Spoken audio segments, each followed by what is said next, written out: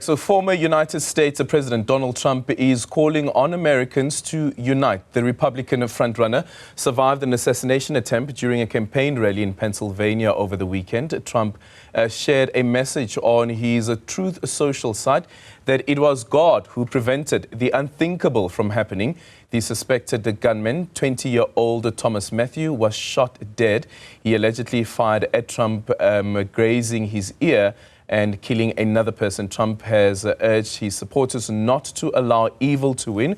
For more on this, let's now speak to Steyn, who is Hawk's Associate CEO and security expert, now joining us from Los Angeles via video link. Let me start off with Bradley, what the situation is like in the United States following this incident, and then we'll deal with the security elements around that. What's your observation around what Americans are speaking about yesterday and today? Good morning, and thank you for having me on. You know, this is obviously comes as a massive shock to people across the United States. The fact that this is escalated to now using political fueled violence, and somebody having the wherewithal to actually get that close and let a round off has made a lot of people very uneasy in the United States. In addition to the fact that, you know, things haven't been easy from leading up to this election that is coming up. And, you know, this is a big week in the United States coming up because it's the Republican National Convention that's happening as well. So, you know, the tension is pretty palatable. Yeah, I can imagine. And now also, of course, it then comes with a lot of conspiracies. And this is during a campaign rally, of course, and Donald Trump, the former president of the United States, who's also been accused of trying to overturn the elections that he actually lost. And remember how the Capitol Hill was stormed as well. And all of these conspiracies that are now coming all together. But from your expert point of view, what do you think went wrong, considering also that from the information that we are receiving is that the gunman who fired the shot, Thomas, was on a nearby building roof, which was lower than what the official snipers from state security would have been at a higher level? Well, you know, it all boils down to resources.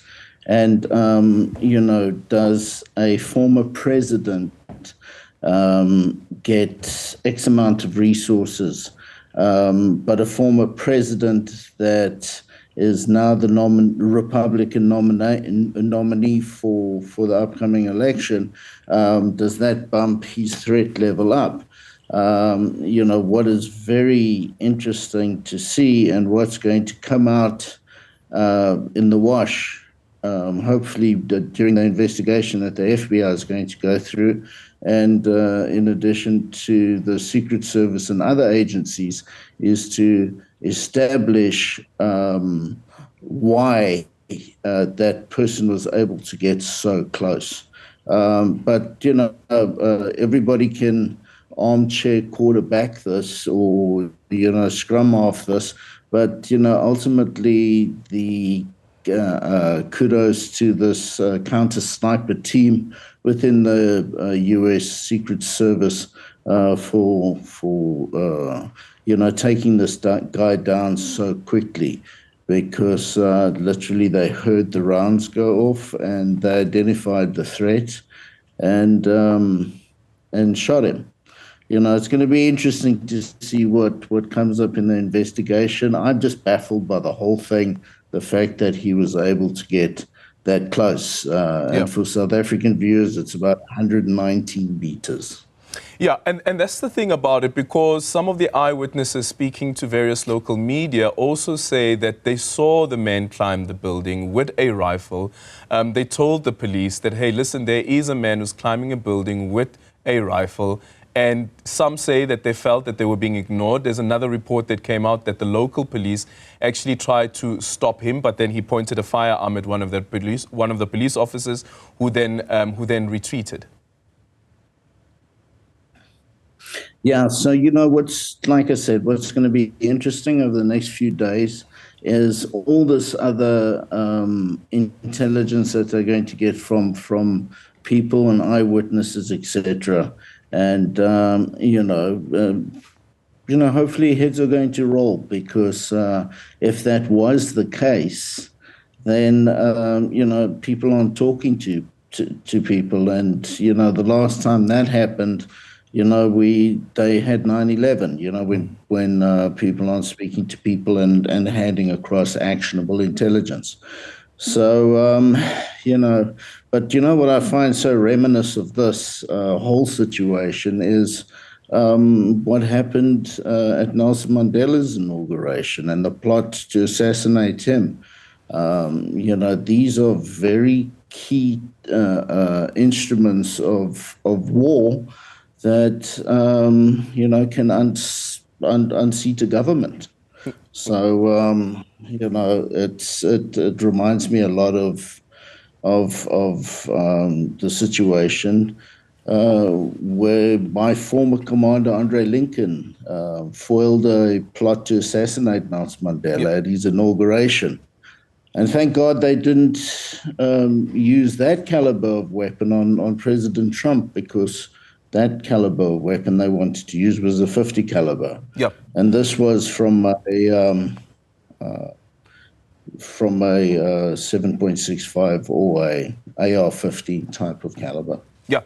You make reference now to, I think, one of the excerpts from your book, Undercover with Mandela Spies, the story of the boy who crossed the square. But what we find from that book as well is intelligence and the importance of intelligence and getting information out as quickly as possible. Correct, and it's very important, and but it's also incredibly important what you do with that intelligence, and multi-parties and rather multi-agencies being able to communicate, and departments being able to communicate and talk to each other and hand across that actionable intelligence to other agencies, and it's incredibly important to do so. Yeah. Just finally, also, the conversations that would be taking place between the various agencies in terms of sharing the information or intelligence that they have at their disposal. And going back to Pennsylvania again, that this was a campaign, and a campaign that was scheduled ahead of time.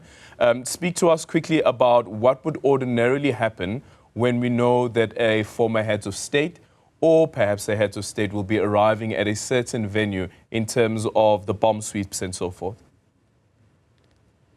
Well, things are done very meticulously. Normally, there's an advanced detail that goes ahead, sterilizes areas, like, for instance, that very building that Mr. Crooks got on top of. Generally what happens with the security rings, the outer rings, the closer rings around the president, and then his direct detail, they all have different functions. So, it's known well in advance that, these buildings are sterilized. People can't go back in there. We've now posted security or law enforcement at those buildings to make sure that after the fact, people can't go in there. And, obviously, the fact that he was that close is pretty scary. And, if you have a look at the footage of what happened and how former President Trump turned his head at the very moment, if he didn't turn his head, that the experts say that bullet, that round would have gone through his ear from one side to another. And that's not where professional snipers aim for. They aim for the cortex and the spinal cord. But, but President Trump's incredibly lucky, and it's a pretty serious situation now. With what you've just said now, Bradley, that considering the trajectory of that bullet, and from your observation that this couldn't have been a professional sniper, is only 20 years old. That is Thomas, we understand, is only was only 20 years old. Is that, does it mean that now that he has been killed, that the threat itself has been neutralized? There is no other threat, because the FBI is saying that yes, they're still investigating whether any other person could be linked to this incident, but they haven't found anything as yet that points them to that direction. Correct, and it's still early days. You've got to give this time to for the professionals to do their time follow-up on leads, look at pre-incident indicators, speak to people that knew him, see if there were any indicators, etc., which are very important, within our societies as in general, being situationally aware of your environment and your surroundings, especially around safety and security. So, it's incredibly important that if you see something, say something. I can't stress that enough, but it could save lives. Yeah, it's a very interesting one, also considering that, of course, the campaigns are also being pumped up as they head to the November elections. Thank you so much for your time. That is Bradley Steyn, who is a Hawk Associate CEO, speaking to us about what happened in Pennsylvania over the weekend, where Donald Trump survived that assassination attempt.